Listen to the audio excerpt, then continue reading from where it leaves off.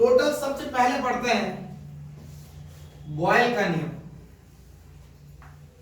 नाम भी क्या है? बॉयल। ठीक है, तो कांस्टेंट भी क्या कर दो, जिससे चीज से जो बॉयल होती है वही चीज क्या कर देंगे, कांस्टेंट। तो मतलब टेम्परेचर क्या हो जाएगा, कांस्टेंट। तो सबसे पहला लॉ आता है गैस लॉस में सबसे पहला बॉयल नियम, बॉयल्स लॉ। बॉयल्स लॉ किस पे काम करता है? कांस्टेंट टेम्परेचर, स्थिर तापमान। ये क्या कहता है कि जब टेम्परेचर कांस्टेंट होगा तो प्रेशर वॉल्यूम का इनवर्सली प्रोपोर्शनल होगा। According to this at constant temperature pressure is inversely proportional to the volume। स्थिर ताप पर आयतन दाब के व्युत्क्रमानुपाती होता है। मतलब P 1/V at constant T। ये डेरिवेशन बनेगा। तो यहां से मैं क्या लिख सकता हूं, P equal to constant upon T, sorry constant upon V, पहला फॉर्मूला। या फिर मैं क्या कह सकता हूं, PV क्या हो जाएगा आपका, कांस्टेंट, दूसरा फॉर्मूला। या फिर अगर हम लोग बात करें P और 1/V भी आपस में क्या है, कांस्टेंट। P into V क्या होगा, कांस्टेंट। और अगर दो गैसेस दे दे मुझे, फॉर टू गैसेस, तो मेरे को क्या बन जाएगा, P1 V1 equal to P2 V2।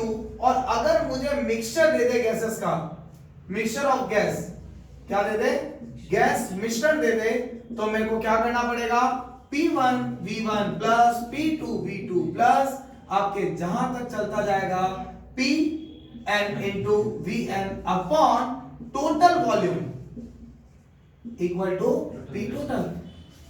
ये चलेगा टोटल प्रेशर P1 V1 वाला कॉन्सेप्ट। ठीक है, या फिर हम लोग इसको एक और कंडीशंस पे लिख सकते हैं, P इनिशियल V इनिशियल किसके बराबर, P फाइनल V फाइनल। ये कुछ चीजें चलती है आपके, बट हमेशा टेम्परेचर क्या रहेगा, कांस्टेंट। ये काम करता है कौन, बॉयल्स लॉ। तो पहला बॉयल्स लॉ का अगर ग्राफ देखें तो सबसे पहला ग्राफ P और V के बीच में आएगा, तो ये ग्राफ यूं चलेगा। ठीक है, एट कांस्टेंट T। दूसरा अगर मैं ग्राफ देखूं इसका, तो P और 1/V के बीच में आएगा, तो ये ग्राफ कुछ यूं चलेगा। बट ये ग्राफ यहां ना चल करके यहां से थोड़ा सा कट होता है। समझ आई बात? ठीक है, क्योंकि हम लोग इसको देखेंगे P इक्वल टू 1/V। ठीक है, P और 1/V के बीच में करें तो यहां पर ये ग्राफ जीरो नहीं आता, क्योंकि जरूरी थोड़ी प्रेशर जीरो तो वॉल्यूम भी जीरो। क्लियर है? बट इसको हम लोग इस तरीके से बना सकते हैं। नेक्स्ट अगर तीसरा ग्राफ देखूं मैं, तो P और V के बीच में अगर मैंने टेम्परेचर यहां T1 दिया और यहां टेम्परेचर T2 दिया, मैंने T1 और दूसरे में क्या दिया, T2। ऑप्शन दिए T1 greater than T2, T1 equal to T2 या फिर T1 less than T2। T1 less than T2 कैसे करेंगे आप, सिंपल सी बात, इससे अपन टेम्परेचर कांस्टेंट मान देंगे। दो तो T1 और T2 तो अलग अलग है ना। तो अगर अपन को एक चीज पता है, गर्म करने पर चीज का वॉल्यूम बढ़ता है, एक्सेप्शन को साइड में रखना, अभी गर्म करने पर चीज का वॉल्यूम बढ़ता है। तो यहां का वॉल्यूम कितना, T1 का V1, और यहां का कितना, V2। क्लियर है? ज्यादा कौन, V2। अरे इधर से इधर वॉल्यूम बढ़ रहा है ना, ज्यादा कौन, V2। तो यहां भी ज्यादा कौन, T2। फॉर्मूले में ये जाएगा। आई बात समझ? नेक्स्ट अगर ग्राफ दे P और 1/V, ये T1 ये T2। अब बोलो T1 ग्रेटर देन T2,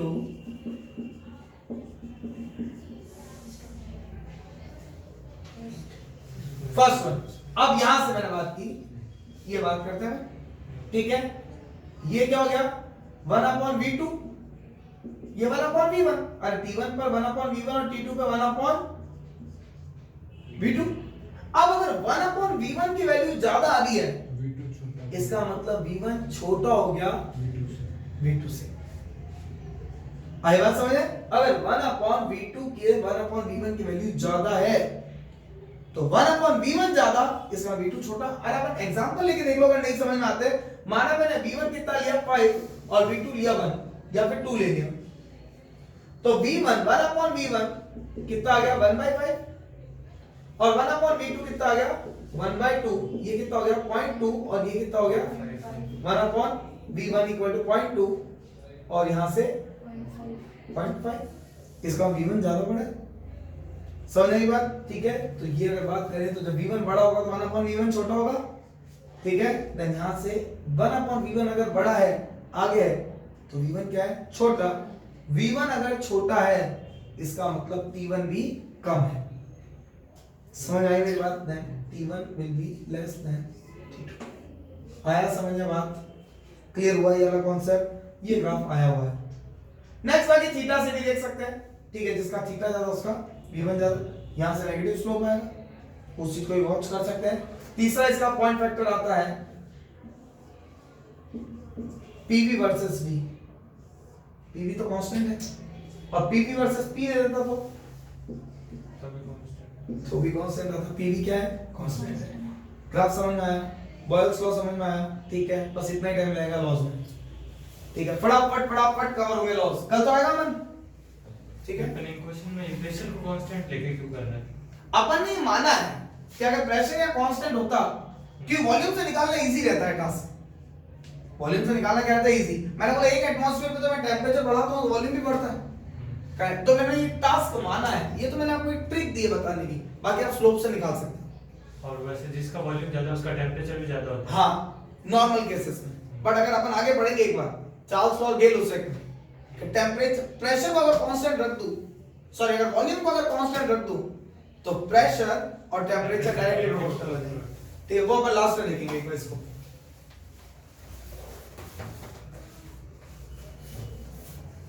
इसमें तो क्वेश्चन बहुत इजी बनते हैं, बट यूनिट का ध्यान रखना जब भी क्वेश्चन करो। इसका चार्ल्स लॉ थोड़ा सा बड़ा है, ठीक है, उसको हम लोग कल देखेंगे एक बार पूरा। पहले इसके क्वेश्चंस करेंगे कुछ एक और फिर अपन एक बार चार्ल्स लॉ देखेंगे। इसकी शीट मैं आपको आज दिलवा दूंगा, थोड़े बहुत क्वेश्चंस आज कर लीजिएगा, क्लियर है? फिर उसके बाद कल परसों जितने होते जाए एग्जाम के बाद फिर करते जाइएगा। एग्जाम आपका सुबह ही रखेंगे भी, ठीक है, अर्ली नॉन। शाम को क्या करेंगे? सुबह एग्जाम रख देंगे आपका 9 से 12 के बीच में। तो 12 बजे आप भी फ्री, मैं भी फ्री, और 12 बजे मैं आपको शीट दे दूंगा इसकी परसों ही। ठीक है, जाते हैं इसकी आंसर की पेपर की और शीट लेते जाना साथ में, ताकि क्या होगा कि आपको मर्चअप करने में दिक्कत नहीं आएगी। ताकि क्या संडे आपको टाइम मिल जाएगा क्योंकि कल सारे लॉस हो जाएंगे अपने इसमें।